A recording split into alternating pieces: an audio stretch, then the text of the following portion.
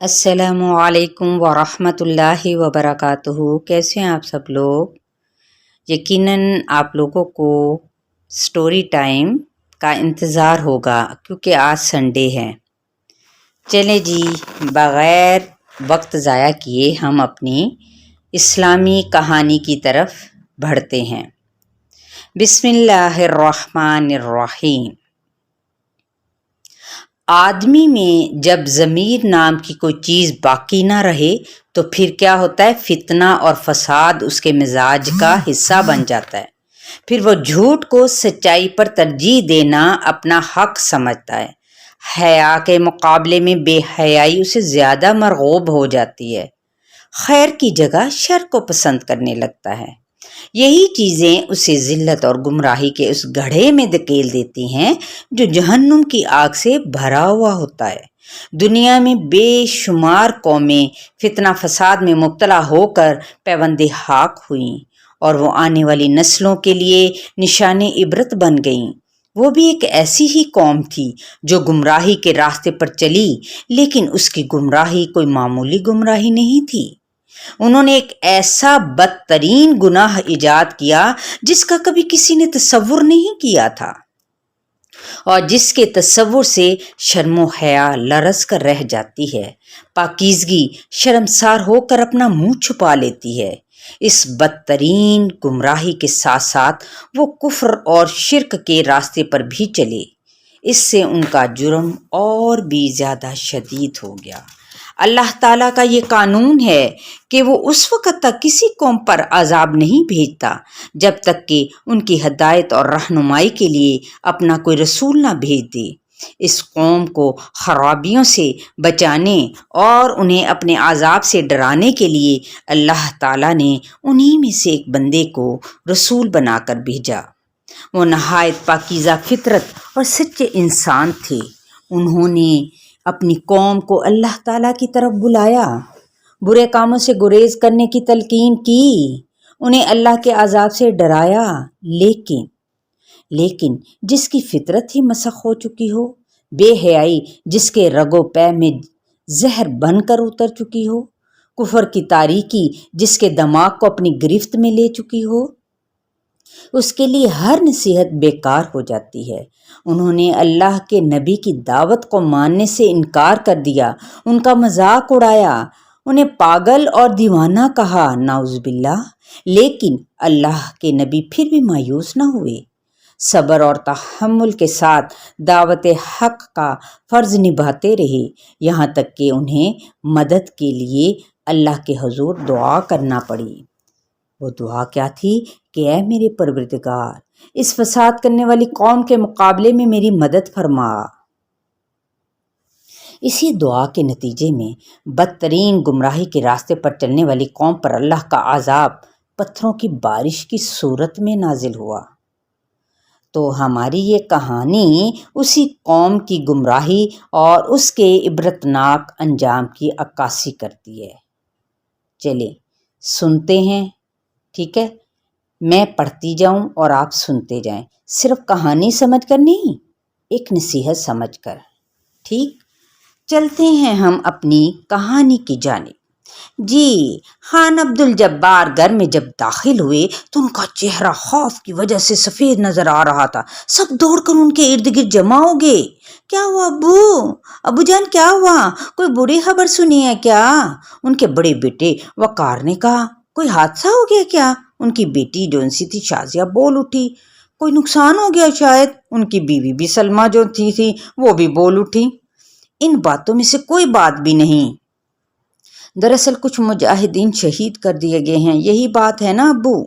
چھوٹا بیٹا انوار بول پڑا۔ نہیں، بات صرف یہ ہے کہ میں نے اخبار میں ایک خوفناک خبر پڑھی ہے۔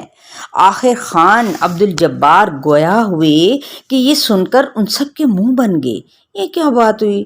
اخبار کی خوفناک خبر سے بھلا ہم کیوں اتنا اثر لیں؟ ابا جان، ہمیں اثر لینا چاہیے بھائی۔ اس کی وجہ یہ ہے کہ میں تم لوگوں کو کئی ہزار سال پہلے کا ایک خوفناک واقعہ سنانا چاہتا ہوں، پھر میں وہ خبر پڑھوں گا، جب تم بتانا کہ ہمیں اثر لینا چاہیے تھا یا پھر نہیں۔ لیکن पहले आप नाश्ता तो कर लें, शायद आप भूल गए कि आप सैर के लिए घर से निकले थे। रास्ते में मिल गया अखबार वाला, उसने अखबार आपको रास्ते ही में दे दिया और आप वो खबर पढ़कर गोया सब कुछ ही भूल गए। अब उनकी जो बेगम थी ना सलमा साहिबा, वो जल्दी जल्दी बोलने लगी। हाँ जी, यही बात है बेगम। तब फिर पहले सब नाश्ता करेंगे, फिर बैठकर वाकया सुनेंगे। अब उनकी बेगम साहिबा बोलने लगी, पहले मुझे तो फारिग कर लो, छुट्टी का और क्या फ़ायदा उठाएंगे। वह कार जो सा था ना वो मुस्कुराने लगा। नाश्ते के बाद जब खान अब्दुल जब्बार के गिर्द सब बैठ गए, यानी अपने वालिद के सामने, तो उन्होंने कहना शुरू किया, तुम तो जानते ही हो कि अल्लाह के रसूल सैयदना इब्राहीम अलैहिस्सलाम की कौम बुतों को पूजती थी। आपकी लाख कोशिशों के बावजूद उनकी बीवी और भतीजे, यानी कौन थे वो, हज़रत लूत अलैहिस्सलाम, जी हज़रत लूत अलैहिस्सलाम के अलावा कोई ईमान ना लाया। उन तीनों ने मिस्र की तरफ हिजरत की। फिर हज़रत इब्राहीम अलैहिस्सलाम ने हज़रत लूत अलैहिस्सलाम को दीन की तबलीग के लिए उर्दन के शहर सदूम की तरफ भेजा। तो हज़रत लूत अलैहिस्सलाम को भी अल्लाह ताला ने नबूवत अता फरमाई। सदूम के लोग जो उनसे थे वो दुनिया के बहुत ही बदतरीन लोग थे। उनके अखलाक बहुत ही बुरे थे, खबीस तरीन लोग थे। उनकी ज़िंदगी लूट खसूट, डाका जनी और ख़यानत से पूरी हुई थी। कोई कितनी ही बुराई करता नजर आता, उसे वो बिल्कुल नहीं रोकते थे।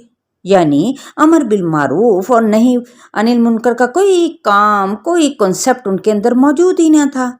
इन सब बुराइयों से बढ़कर उनमें एक और बुराई भी थी, वो थी उनकी पल्ले दर्जे की बेहयाई, जो आज आप देख रहे हैं इर्द गिर्द, हमारे माशरे में भी है। कायनात में ऐसी बेहयाई इस कौम से पहले किसी ने नहीं की थी। उनके अखलाक इस हद तक तबाह हो चुके थे कि वो बेहयाई का काम तो करते ही थे, करने के बाद फिर लोगों को भी बड़े ढंगे के साथ बताते फिरते थे। अपनी मजलिसों में खूब इसका तस्करा करते थे। इसी तरह ये बुराई और ज़्यादा फैलती चली गई।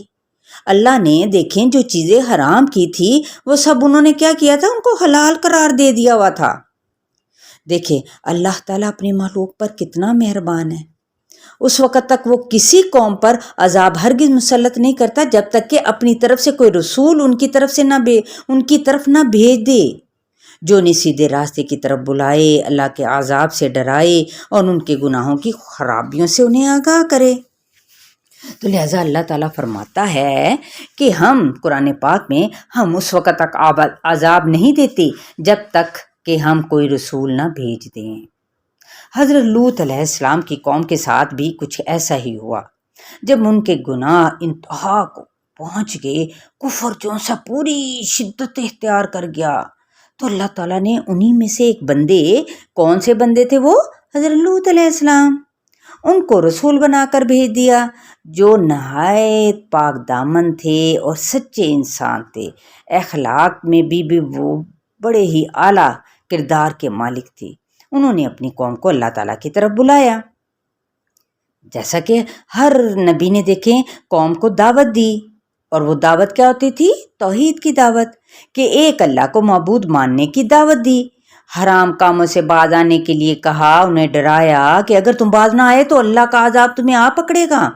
तो हज़रत लूत अलैहिस्सलाम सुबह शाम उनके पास जाते रहे और अल्लाह के अजाब से उन्हें डराते रहे, लेकिन वो तो अपने ही गुनाहों पर डटे रहे।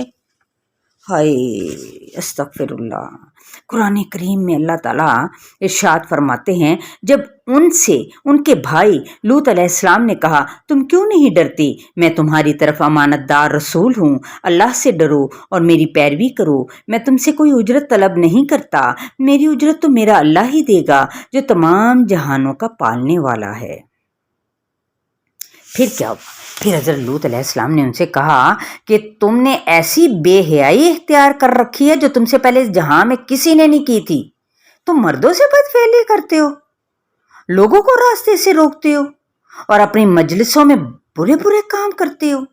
आज देखें कि हॉस्टल्स में ऐसे काम होते जा रहे हैं, खुल्लम खुल्ला बेहयाई, वो शीशा पिया जा रहा है, अस्तगफिरुल्लाह, क्या क्या कुछ काम नहीं हो रहे। ہاسٹلز یا اور کئی بہت ساری جگہوں پر، کیونکہ وہ اللہ کے دین سے دور جو ہوئے۔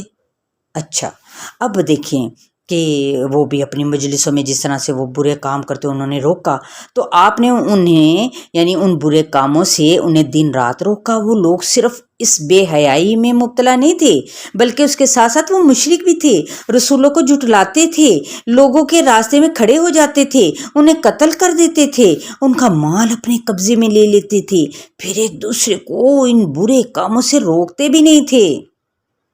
تو حضرت لوط علیہ السلام کی تمام باتیں سن کر وہ ایک جگہ جمع ہوئے۔ انہوں نے آپس میں پتہ ہے کیا مشورہ کیا؟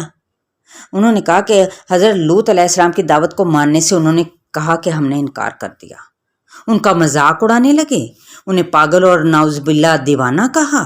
حضرت لوط علیہ السلام پھر بھی ان سے مایوس نہیں ہوئے، دیکھیں برابر انہیں تبلیغ اللہ تعالیٰ کا پیغام پہنچاتے رہے، ان کی باتوں پر اس طرح اس ٹائپ کی باتوں پر بھی وہ صبر کرتے رہے، یہاں تک یعنی کہہ کر اب جو خان عبد الجبار تھے نا، یعنی جو ان کے والد تھے، وہ خاموش ہو گئے۔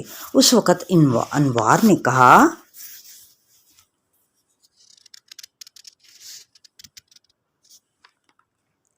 رکھنا بیکار ہے۔ یعنی کیا چیز بیکار ہے؟ کہ یہ دیکھیں کہ یہ ہے اللہ کے نبی کی شان، پوری قوم کے مقابلے میں اکیلے ہیں پھر بھی ڈٹے ہوئے ہیں۔ اللہ اکبر۔ ہاں بیٹا یہی بات ہے، لیکن ابو وہ خبر کیا ہے وہ تو بتا دینا آپ۔ اچھا پہلے واقعہ سن لو۔ ہاں تو میں یوں کہہ رہا تھا کہ انہوں نے اپنا تبلیغ جاری رکھی، یہاں تک کہ ایک دن انہوں نے کہا کیا باوجود دیکھنے بھالنے کے پھر بھی تم بدکاری کر رہے ہو؟ یہ کیا بات ہے کہ تم عورتوں کو چھوڑ کر مردوں کے پاس شہوت سے آتے ہو؟ حق یہ ہے کہ تم بڑی ہی نادانی کر رہے ہو۔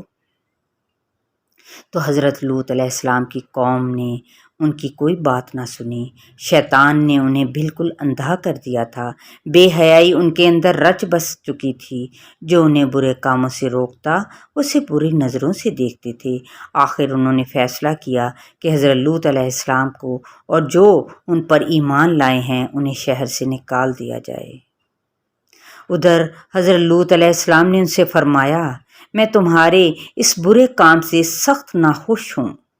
یہ سن کر ان کی قوم کے لوگوں نے کہا اچھا اگر تم سچے ہو تو ہم پر اللہ کا عذاب کیوں نہیں لے آتے؟ عذاب لے آؤ۔ اب حضرت لوط علیہ السلام کو یقین ہو گیا کہ یہ قوم ایمان نہیں لائے گی، ان سے ایسی امید رکھنا بالکل بیکار ہے۔ چنانچہ انہوں نے اللہ کے حضور دعا کی۔ وہ دعا کیا تھی؟ وَلُوطًا اذ قال لقومه اتأتون الفاحشة وأنتم تبصرون أئنكم لتأتون الرجال شهوة من دون النساء بل أنتم قوم تجهلون۔ کہ اے میرے پروردگار اس فساد کرنے والی قوم کے مقابلے میں میری مدد فرما۔ تو اللہ تعالیٰ نے حضرت لوط علیہ السلام کی دعا قبول فرمائی، ان کی طرف اپنے فرشتوں کو بھیجا۔ یہی تو وہ فرشتے تھے جو پہلے حضرت ابراہیم علیہ السلام کے پاس، پیچھے ہم پڑھ چکے ہیں، انسانی شکل میں گئے تھے، اور وہ ان کے لیے ایک بچڑا یاد آیا آپ کو؟ اچھا چلیں جنہوں نے نہیں سنی اب تک کہانی، وہ پیچھے میری کہانی کو سن لے جا کے، اور وہ کہانی ہے حضرت ابراہیم علیہ السلام کے بارے میں، ٹھیک ہے، جو کیا تھی؟ دہکتی ہوئی آگ۔ جی تو اب نا وہاں پہ حضرت ابراہیم علیہ السلام ایک بچڑا بون کر لے آئے تھے، فرشتوں نے انہیں ایک بیٹا پیدا ہونے کی خوشخبری سنائی تھی، یعنی حضرت اسحاق علیہ السلام کی۔ تو پھر فرشتوں نے انہیں بتایا کہ وہ قوم لوط کو تباہ کرنے جا رہے ہیں۔ جی اب تباہی کا آگے جو تذکرہ ہوگا انشاءاللہ تعالی نیکسٹ ہم اپنی ویڈیو میں پیش کریں گے، ٹھیک ہے؟ آپ لوگوں کو ضرور انتظار رہے گا۔ چلیں جی آپ سب کو اللہ حافظ، اور اللہ تعالیٰ آپ سب کو اپنی حفاظت میں رکھے، آمین ثم آمین۔ السلام علیکم ورحمۃ اللہ وبرکاتہ۔